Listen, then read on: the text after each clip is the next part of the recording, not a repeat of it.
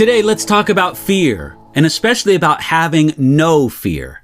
I'm going to read to you from First John chapter 4, verse 18, where we read this. There is no fear in love, but perfect love casts out fear, because fear involves torment. But he who fears has not been made perfect in love. Friend, what are you afraid of? There are not many people who seem to be afraid of God.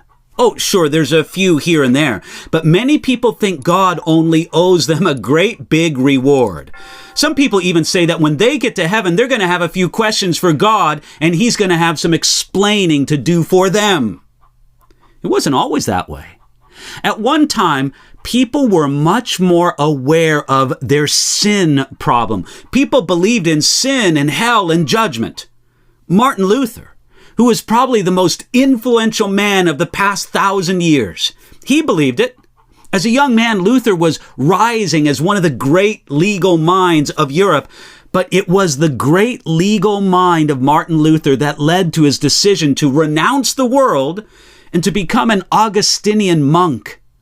Luther was troubled because he knew that God was the great judge and a righteous enforcer of his holy law. How then could anybody find acquittal in the courts of the Almighty? Luther was almost obsessed with his sense of guilt. His legal training made him aware of the difference between guilt and innocence, and he knew beyond a doubt that he was guilty, completely guilty, of breaking the pure and holy law of God. Martin Luther came to know peace in the love of God, which provided a way for him to be righteous before God's court.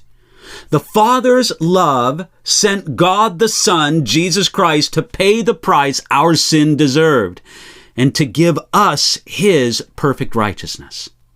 Now, in light of all that, that's why John can write here in First John chapter 4, verse 18, there is no fear in love. The complete work of God's love means that we do not cower in fear before God, dreading his judgment, either now or in a coming day of judgment. We know that all the judgment that we ever deserved, past, present, and future, that was placed on Jesus Christ at the cross.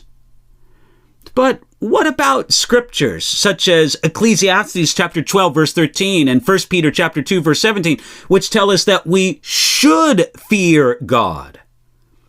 The fear that John wrote about here is not the appropriate reverence that we should all have of God. That's what it speaks about in Ecclesiastes 12 and 1 Peter chapter 2 and many other places. No, the kind of fear that John says we should not have in 1 John chapter 14 is, as he says, a fear which involves torment. It's that agonizing kind of fear which robs our soul of all joy and confidence before God. It is the fear that is the opposite of boldness in the day of judgment. Now, if this kind of tormenting fear marks our relationship with God, it shows that we have not been made perfect. We haven't been made complete and mature in God's love. If you do not stand before God in the righteousness of Jesus of Nazareth, then you do have reason to fear. Your own goodness will never be enough. But today, if you have trusted in who Jesus is and what he did for you, especially what he did for you at the cross, then you really can have no fear. Today, you can live and walk in the knowledge of the perfect love of God.